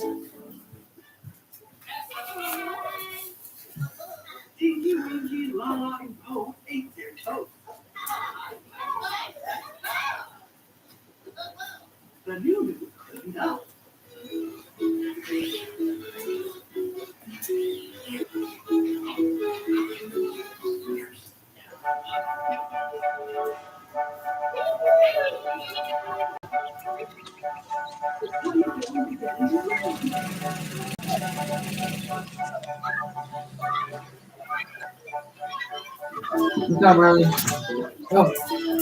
Rüschlikon, a tiny village on the outskirts of Zurich and one of the richest communities in Switzerland. Real estate prices are booming, unemployment virtually non-existent, and social problems are few and rare.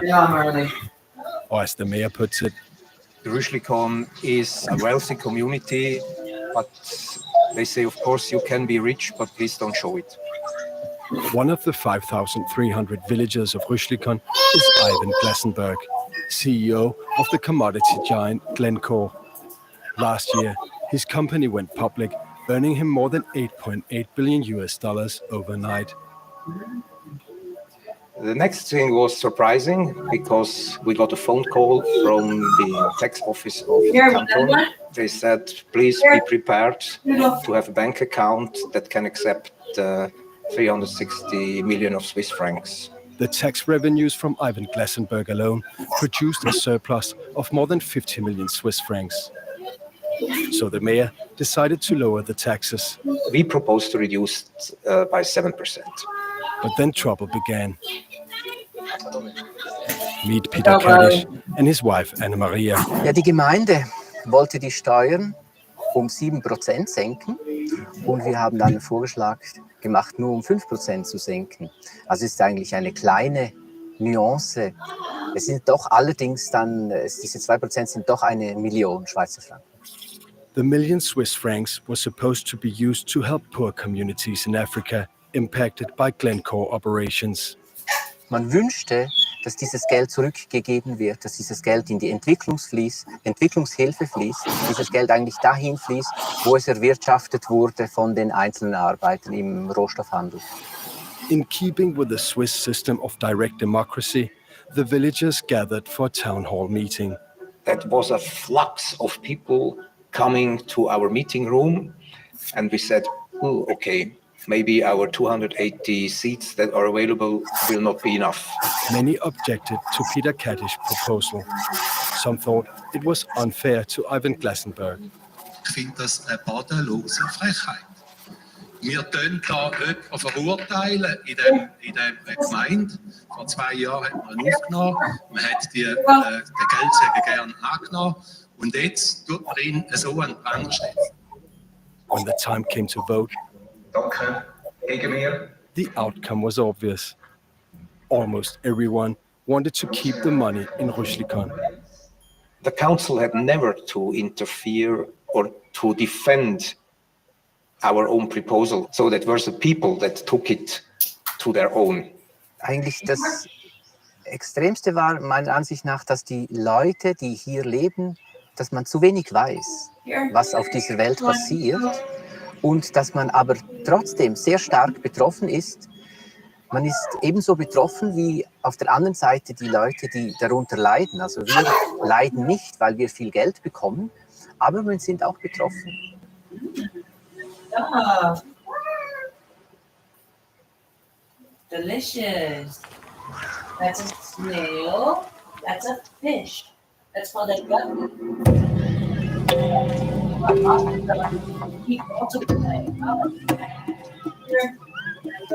This is the copper belt in Zambia. Beneath the ground are the largest copper reserves in Africa, an essential commodity in the global economy. Glencore. Under Glencore. Yes. Today, virtually all Zambian copper mines are owned by multinational corporations. In 10 years, they've extracted copper worth more than $29 billion. As a country, as a nation, God has blessed us with such an abundant natural resource. Now, the paradox is that Zambia is ranked among the bottom 20 in terms of poverty, 20 poorest countries. We are wealthy, yet we are poor. The problem is no longer so much one of absolute poverty. It's become one of inequality. And Zambia is really a case in point for this.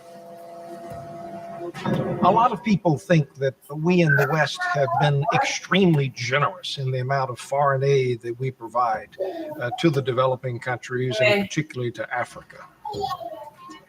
Globally, our estimate is that the amount of money flowing out of developing countries is 10 times the amount of foreign aid flowing into developing countries.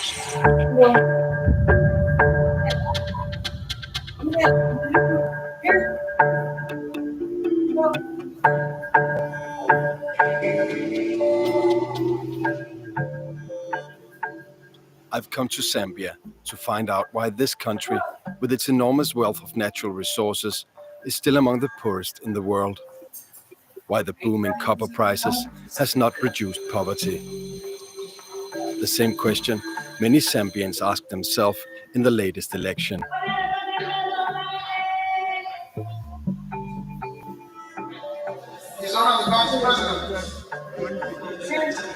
Mr. Speaker.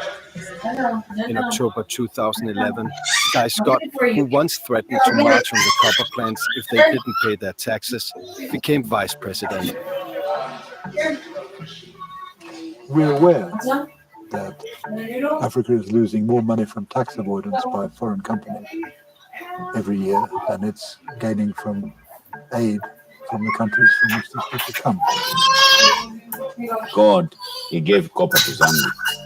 And these people, if they don't respect the Zambian soil where there is copper, mining, or any other business venture in Zambia, they should contribute. These mining industries, they export and we don't know what they're doing with our money. If they're exporting our minerals, the money must come back to Zambia. So the current investors should wake up, stand up and be counted, and they should not wait for the government to push them. We don't have time pushing people. Vice President Guy Scott was born in Zambia. He studied economics at Cambridge and holds a PhD in cognitive science. It seems peculiar that you're vice president in Zambia and you're white. Well, white vice presidents are place to place, like United States of America has got one. You're knocking it everywhere. And I don't think in the Caribbean it would be all that unusual. It's just a thing that's a bit unusual in Africa. But Africa is maybe changing.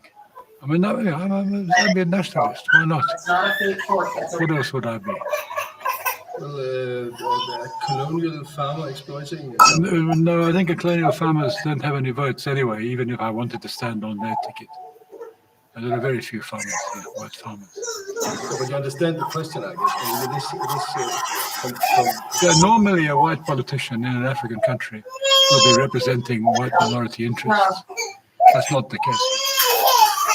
I'm regarded as pro-poor, pro-unemployed, pro the ordinary people of the earth.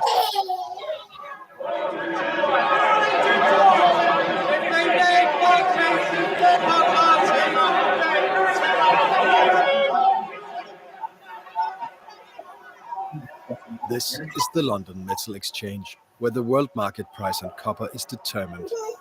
Between 2001 and 2008, the price on copper nearly quadrupled. Yet, despite the boom, the foreign investors paid virtually nothing in profit tax in Zambia. One reason could be transfer pricing. Transfer pricing is an enormously damaging phenomenon right the way across Africa. The name of the game is to shift your profits out of the high-tax countries, the onshore countries such as in Africa, where the profits are actually being made, and shift them artificially into low-tax countries, into tax havens where they won't be taxed or won't be taxed properly. The way that this is done is by multinational groups, is that they have subsidiaries all around the world. These subsidiaries trade with each other, and they can artificially manipulate the prices of these trades for bookkeeping purposes, for accounting purposes. The tax haven subsidiary will buy something cheaply and sell it on much more expensively, and between that gap there's a huge profit, but they won't be taxed in the tax haven.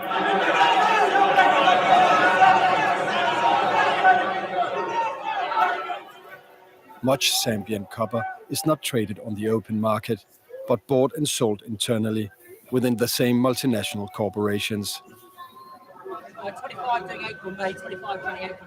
On paper, this makes Switzerland one of the biggest importers of Zambian copper. Switzerland is a huge purchaser of copper out of Zambia, but that doesn't mean that the copper is shipped from Zambia to Switzerland. The documentation goes to Switzerland, but the copper goes all over the world.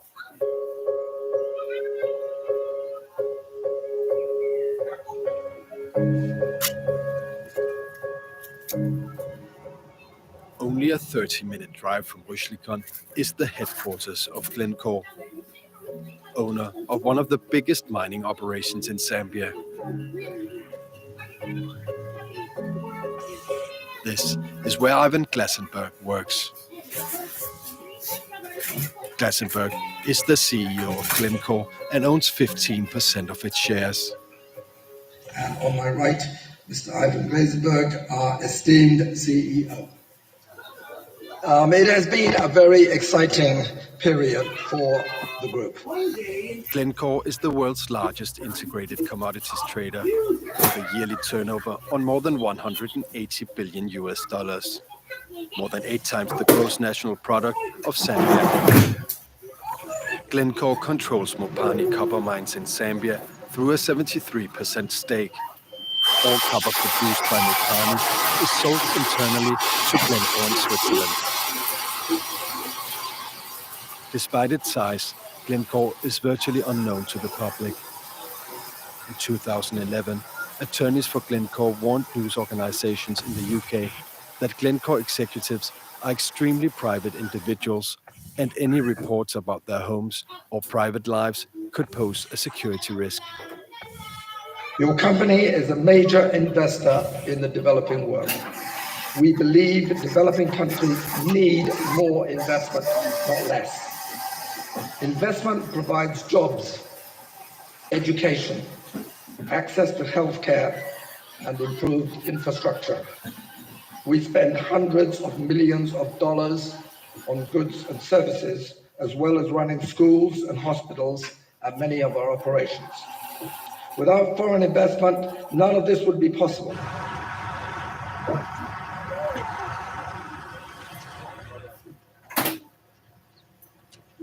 Part of Glencore's Zambian operations have been suspended by the environmental authorities. I wish you a pleasant flight. Captain Yeager, thank you very much. Thank you, sir. Vice President Guy Scott is visiting the plant and has invited me along. You've had enough water. Here. You've had enough. You've had enough. Residents You've have had too complained much. that mist containing diluted acid is drifting from the plant to their homes. This looks like something out of a bondage and discipline kit. You want to go in the back? If we carry on touring the mines Let's like go to this, that. we get everything that we need for. Come on. Daddy, give me a back. Hang on. Vice President. Hang on, I gotta turn this off. Obviously, the standards are pretty loose.